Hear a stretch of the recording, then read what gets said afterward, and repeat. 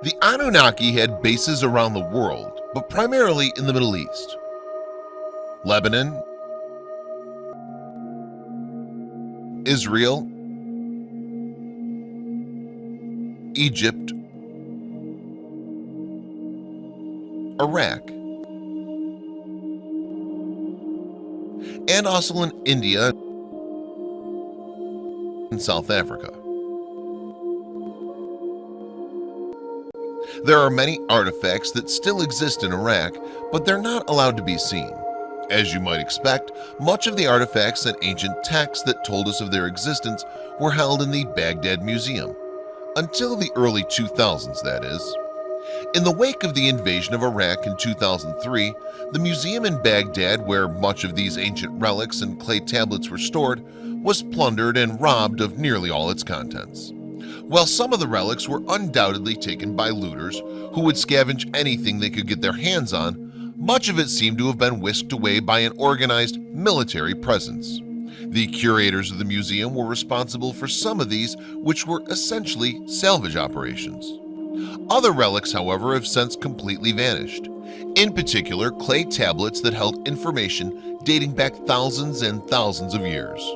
Some conspiracy theorists will tell you that this information has disappeared purposely and for a reason.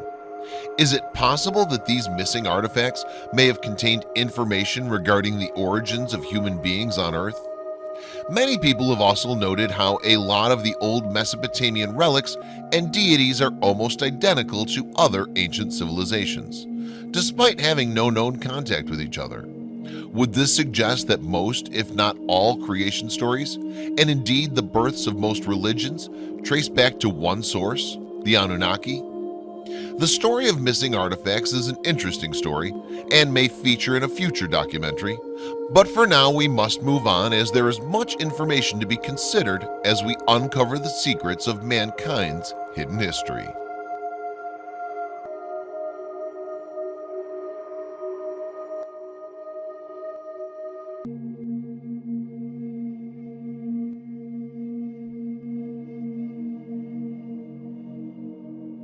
Human beings were not only created by God, but are also genetically, symbolically, and literally related to a few off-planet civilizations, one particularly known on Earth as the Anunnaki.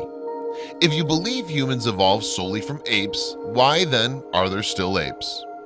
Our story of human life on Earth is often told as creation myths, the planets in the heavens. But these myths were based on facts. This is why, around the world, we see the same tales of how one God was instrumental in assisting humanity during creation, the Great Flood, bringing knowledge to humanity. All cultures have their own creation stories of the gods and goddesses being on ships that came from the skies, often wearing masks or strange clothing, and possessed some amazing abilities. All over Earth, we also share similar artwork, music, and technology, largely based on extraterrestrial activity and intervention. From Lemuria to Atlantis to Sumeria to Egypt, much of what we attribute to the Anunnaki was not their own doing. For instance, the Anunnaki were limited in their abilities, yet were given credit for doing things that were done by other alien species. But as human beings saw the Anunnaki as gods and goddesses, they naturally transferred credit to the Anunnaki, because they were more tangible, something they could see, make an image of, and so forth. Although this may not be for everybody, but with our connections to extraterrestrials, it may be of huge value to examine our past in this particular way. Because when we remember more of who we are, why we continue to repeat the patterns without understanding them, then we can be more of our whole selves in a way that is free from old baggage. We can have clear knowledge of ourselves, accept ourselves, and create what we want to have for our future.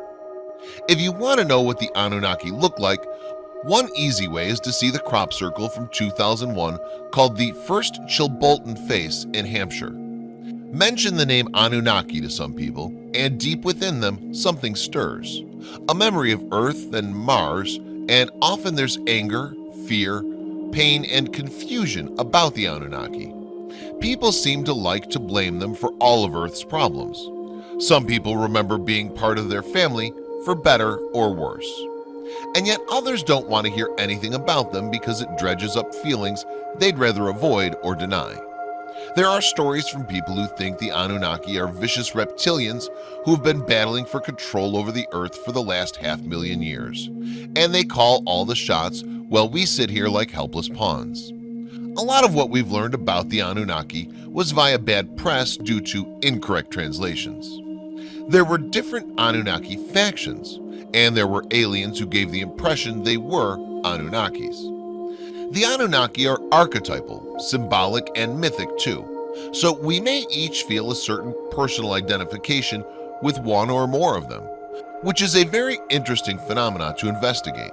Because people feel a reaction to the Anunnaki, it's a huge key that our personal feelings and memories about the Anunnaki still influence us today. The most important event that took place when the Anunnakis ruled Earth was that man rebelled against slavery and demanded sovereignty and received it. The Anunnaki left.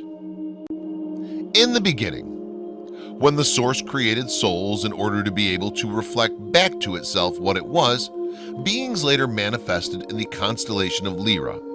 These were the first creator gods, the Council of 12 and the Elohim, who knew how to create matter from light, and create they did. Planets, stars, universe, life forms for themselves, and eventually others. The Lyrans' physical lifetimes lasted for approximately 1,000 years. In time, however, their lifespan decreased. They sought out something that would enable them to live longer lives so that they could experience the wonder and miracle of existence. They found that gold not only increased their longevity, but provided them with a superconductivity, which gave them the ability to be very telepathic and experience their multidimensionality. Many thousands of years passed, and the beings from Lyra spread out into the cosmos and created new civilizations. Some went to Vega, others the Pleiades, and yet others Sirius. But they knew of their roots in Lyra and Sirius, and that they were creator gods. At that point, also known as the Watchers. The search for gold to maintain their longevity continued because, unfortunately, their source for this magical substance was not forever lasting. Their planet was destroyed and their lives were doomed. They had to find another way of living, elsewhere. Approximately 4.6 billion years ago in our solar system, there existed Mercury, Venus, Mars, no moons, a fourth planet larger than Earth with many moons including a larger one, Jupiter, Saturn, no rings, Uranus, Neptune, and Pluto, which was a satellite of Saturn. 4 billion years ago, another planet came into our still-forming solar system. This planet had its own moons. It arrived at approximately the same orbit as the fourth planet called Maldak, the one that existed beyond Mars. Mars was then the third planet. This planet's moons impacted the fourth planet, shattering it so that part of it became the asteroid belt. The remnant of the impact, as it cooled and moved into a tighter orbit around the Sun, became the Earth, and brought with it the large planet that was the moon of the fourth planet. This is our moon. Approximately 67% of the former planet is Earth. Earth brought with it water, but there was water on the other planet as well. As it reformed and became a sphere again, the rift where this shattering took place is now the Pacific Ocean area.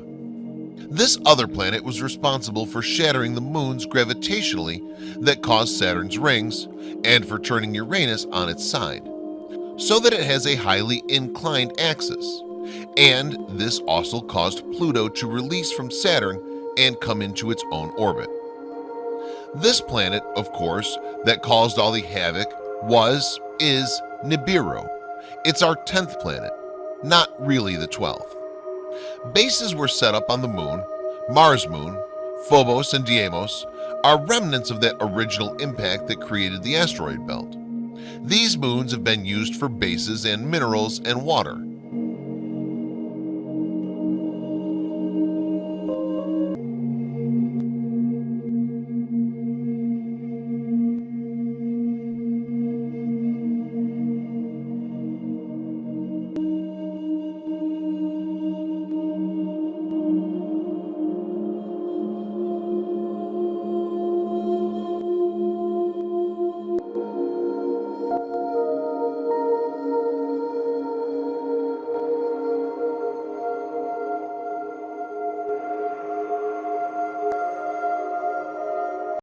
The group of beings who originated in Lyra later split up and evolved into Vegans, Syrians, and Pleiadians, also known as the Anunnaki. This particular group is attributed to having their own satellite. Their planet, which is partially artificial, was considered to be Nibiru. However, Nibiru is not really the home of the Anunnaki. Sirius was. Nibiru was made up of what you would call space pirates who imitated other beings, and sometimes a few from one planet would join them, including the Anunnaki.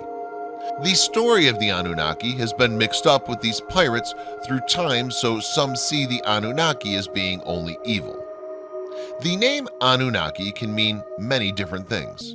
It's rich with meaning. An is short for Anachnu, which means we. An also means heaven. Naki means clean. So the name can mean we are clean. Ki also means earth. So we are here on earth. Heaven is earth. Anu is here on earth. The we is also meant as a collective oneness of the source. They were tall, giant. In Hebrew, the word for giant is Anakim, and have also been called the Nordics or blondes, even though not all of them had blonde hair or blue eyes. It's easy to see their Lyran and Syrian roots in their appearance. They also glowed a golden color.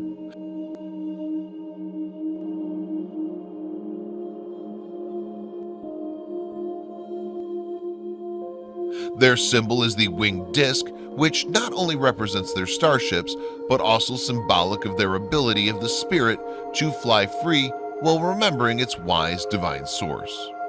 These Anunnaki were later called the Elohim and Nephilim. Those who descended came down. In Genesis 6:4, it's written, "The Lord said, My breath shall not abide in man forever. Since he too is flesh, let the days be allowed him be 120 years. It was then and later too that the Nephilim appeared on earth, when the divine beings cohabitated with the daughters of men, who bore them offspring. They were the heroes of old, men and renown." It's thought by some that the Nephilim were sinful gods who fell from grace. They fell all right in their spaceships. This can also be seen as symbolic, the fall having to do with lowering one's frequency from spirit into physical matter, which is slower and denser. Fall also means forgetting one's true source. As life forms choose to come to Earth, their vibration goes through changes so they're more matched to the frequency of Earth, their new home. Now, these ETs literally came down from space, but souls choosing to incarnate upon the Earth also had to change their vibrational frequencies. Enlil was first to come to Earth and was there even before mankind was created. The Sumerian text called mankind the black-headed people. If anyone doubts the location of Eden or why it was chosen by the Anunnaki as a locale, please read on from Genesis. Then, before there was any rain, he formed man. From the dust of the earth, he blew into his nostrils the breath of life, and man became a living being. The Lord God planted a garden in Eden in the east and placed there the man whom he had formed. And then all the other life forms came into being: water, animals, minerals. Genesis does say that the first river in Eden was Pishon and winds through the whole land of Havilah, where the gold is. The gold of that land is good. Bdellium is there, and lapis lazuli. The name of the second river is Gihon, the one that winds through the whole land of Cush. The name of the third river is Tigris, the one that flows east of Ashur. And the fourth river is the Euphrates.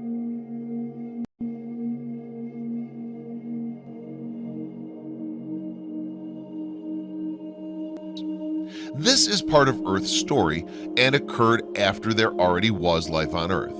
Hominid beings. Hominids are distinctly human-like creatures, different from apes or chimpanzees. The Anunnaki came to Earth for a haven for themselves and found it rich with gold, copper, silver, and other minerals. They felt that here was their last chance for longevity, survival, and the gold was the best conductor of energy, which had many important uses. They mined gold for a very long time, hundreds of thousands of years by our standards. For theirs, only a few weeks have passed.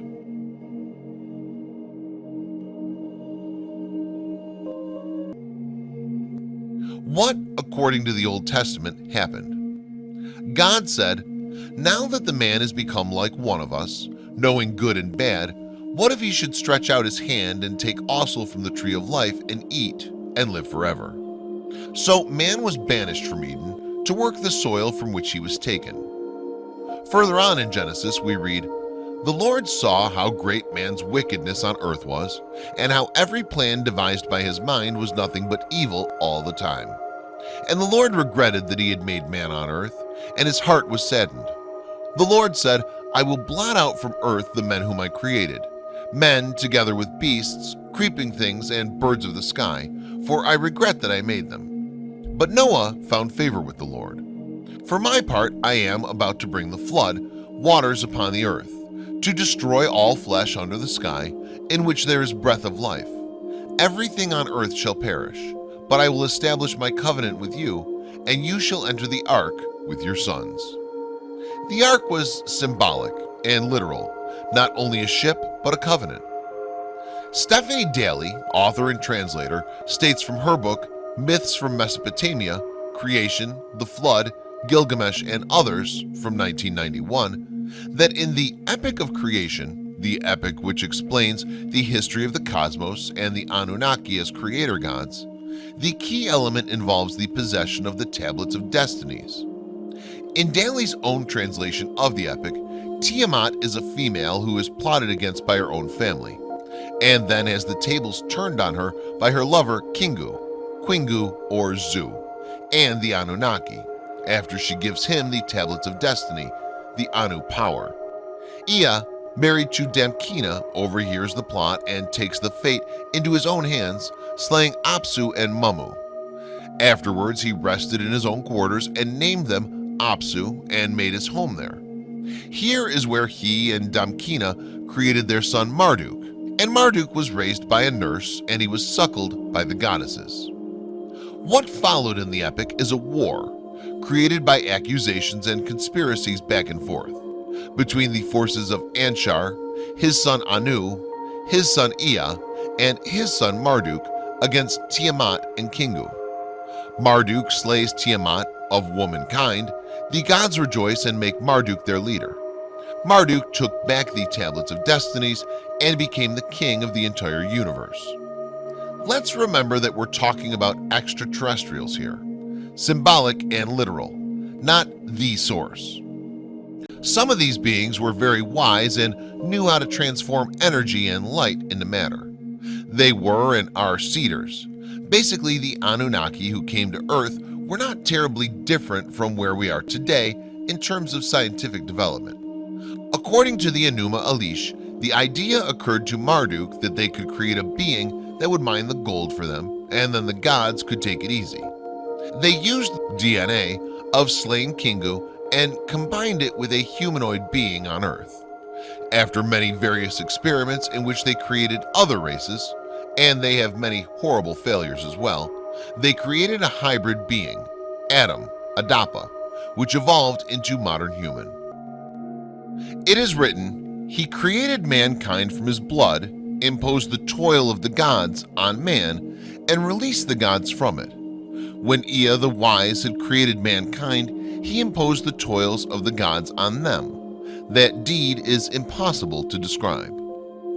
In both the Enuma Elish and the Atrahasis, the reason for creating man is the same, to relieve the gods of hard labor. Why there are different versions of this story of creation is more speculative than concretely known. But we can assume that a couple of reasons could be the era in which the epics were written, who was in power at the time, and who wanted to praise one god over another god or goddess. Actually, the name human can be traced to Enki, also known as Ea. Hu is a transliteration of the ancient Sumerian Ea. His father was Anu. Anu and his official wife, Antu, had a son called Enlil. Hu was also Horus, by the way, therefore another connection to the Ninhursag, also known as Hathor. What about Earth? Enki is Lord of Earth. In the early days of Earth, Enki's symbol was the crescent moon with a bearded, olden god surrounded by flowing water. The crescent moon relates to science, measuring, the oceans and tides, Enki's specialties. In later years, the crescent moon developed another association. In the other ancient mythology, Enki is known as Oannes, Ptah, Quetzalcoatl, and even his own son, Thoth. The Anunnaki, who some call the Nephilim, later procreated with the beings who were on Earth at the time. The souls of those who became human came to Earth by their own free will to experience physicality. Several other extraterrestrial civilizations later contributed their own input into human DNA and created many races of humans and other creatures, a couple of which have since left this planet, such as the dinosaurs. However, these hybrids, our missing link in our evolution, helped the Anunnaki mine their gold. It seems pretty obvious thus far the Anunnaki were pattern makers, the creators of archetypes and a part of the template for human life on Earth. Throughout all cultures on Earth, the same story of these gods, albeit with different names depending upon where you are, their gifts to humanity, their failures, their characteristics, their loves, their battles, and the results of such warfare are recorded in literature, ritual, art, oral tradition, and religion. Astrology is one of the major sciences they brought to Earth, and each main god or goddess had their own constellation. The Anunnaki gave the humans knowledge of how to be this human being, how to take care of themselves, gave them guidelines, rules for proper living. And yet, at times they were also manipulators, and as long as people didn't upset the gods, they were safe and provided for. After some time, the humans evolved to a point where they began to question their purpose and their future. They rebelled against their creators, the Anunnaki. The humans wanted to have the nectar of the gods for themselves. Why shouldn't they be able to have their free will, live as long as their gods did? Why shouldn't they have power and wealth or whatever they felt they lacked? And then the sad realization that they were not like the gods. Read the early sad epics of Enkidu and Gilgamesh, who desperately wanted to be divine and have everlasting life, only to find out that their mortal side won out. You'll also find out more about the flood and the Anunnaki from the Epic of Gilgamesh. The Anunnaki discussed the possible consequences if they shared the gold, the process of alchemy, with the humans. Some of the Anunnaki, such as the Syrian leader Enki, were in favor of letting humans be free and equal to them. Other Anunnaki were angry because of the blending of the two life forms and the continual complaints humans had to the Anunnaki. One of the Anunnaki leaders who had no patience for humans is Enlil. Enlil was the Prince of Heaven and Earth. He was in charge of airspace. He was chief of the gods and lord of Sumer. Enki and Enlil were half-brothers through the same father, Anu, who was the leader of this Anunnaki group.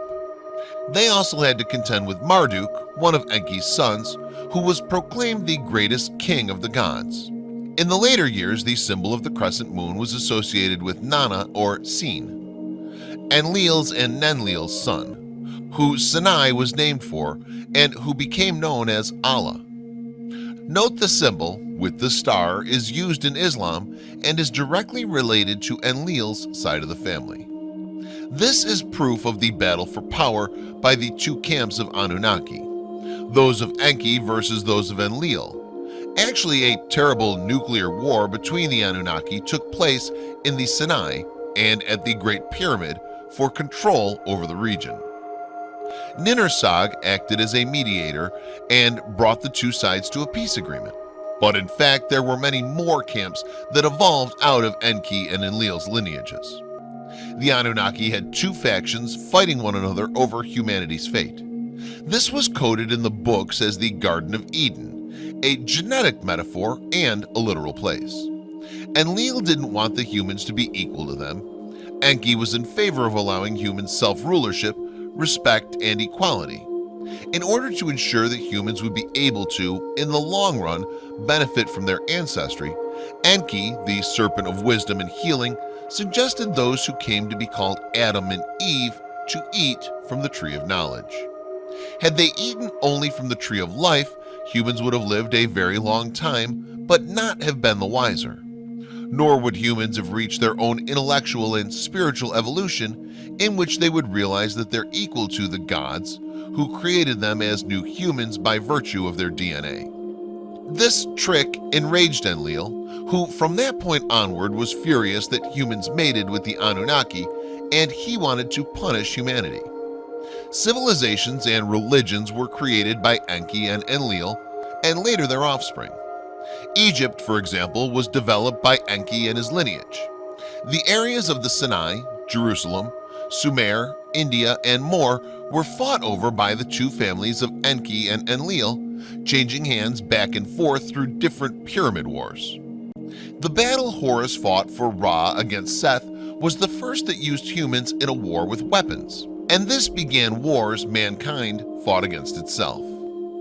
The battle between Egypt and Israel goes way back, and it was due to the control and confusion set into motion by many of these factors: extraterrestrials, angels, humans, mixed messages, control and fear between worshipping Enki's family or Enlil's family. Atlantis' final sinking was due to astronomical events combined with those humans and Anunnakis experimenting with sound technology. They didn't plan on destroying the place, they just miscalculated. The last great flood, approximately 13,000 years ago, became a legend when Enki went against the other Anunnaki and saved humans, the Noahs of Earth, when this accident occurred. The first flood was in Lemuria, and then there were others in Atlantis, several times. Those with Enki forced Enlil to help save whatever humans they could. Enki, having felt completely disgusted and disappointed by Enlil's fierce control, left Earth during the Exodus. Moses, in confusion as to who he was speaking with on the mountain. The 10 Commandments were supposedly dictated to Moses, and he wrote it down, after he was taught the Hebrew alphabet and language, which he would later teach to his people. Have you ever noticed how at this point in the Bible, Adonai is no longer mentioned, and YHWH, Jehovah, Yahweh, is? And yet everyone thinks they're the same God. Just who is this Jehovah, YHWH? Jehovah was an agent of Enlil. Not long after the Exodus, the other Anunnaki left their earthly influence, and their secrets of transforming gold into the powerful substance that allowed their longevity and spiritual abilities also vanished. Their knowledge about life was held in the hands of very few, who began to abuse it and became greedy. Then, in time, humans who remembered died or disappeared. A lot of knowledge was lost, and yet people keep trying to capture that special essence of gold in the form of statues and other such items, mistakenly believing that power equated to violence and destruction and hoarding wealth. They felt it was their key to immortality, that which would make them the god. Powdered gold has beneficial properties, but the real gold is within, remembering oneself and connection to the source.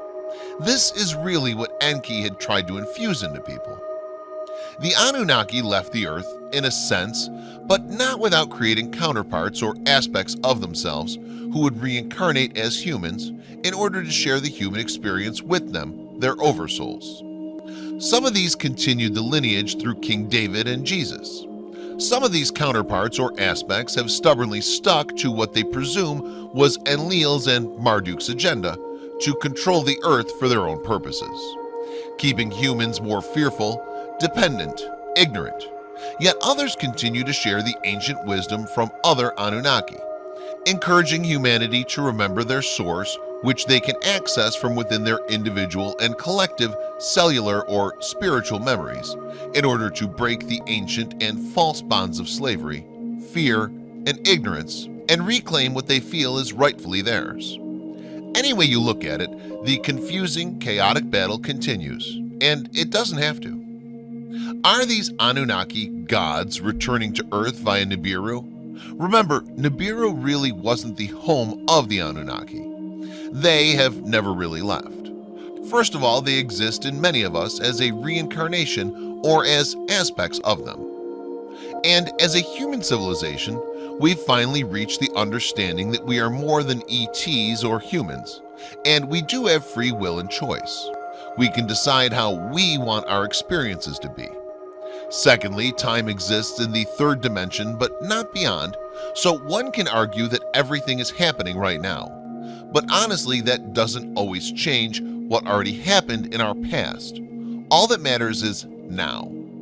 Don't make a big deal about the return of Nibiru. If you're looking for a savior, look to yourselves. And if one day the Anunnaki, will we still be playing out old dramas and wars?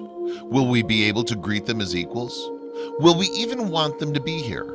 Will we care either way? Is it even possible for these old Anunnaki to return here and be as they once were?